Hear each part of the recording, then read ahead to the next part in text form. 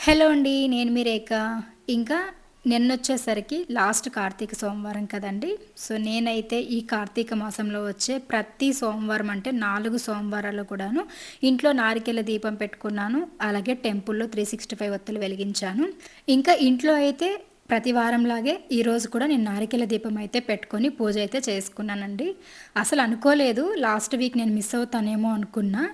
Monthly problems వల్ల. But నాకెందుకో దేవుడికి నేను ప్రతి సోమవారం చేసే పూజ నచ్చేమో నాకు తప్పిచ్చేసాడనమాట. వెనక్కి రావాల్సింది ముందుకే రప్పిచ్చేశాడు. అండ్ నేను మంచిగా ఈ వారం కూడా ఇంట్లో అయితే మంచిగా పూజ చేసేసుకొని నారికేల దీపం పెట్టుకున్న. తులసి కోట దగ్గర, గడపల దగ్గర అంతా కూడా దీపాలు వెలిగించుకున్నాను. ఇంకా టెంపుల్‌కి అయితే వెళ్ళేసి శివయ్య దర్శనం కూడా చేసుకొని వచ్చామనమాట.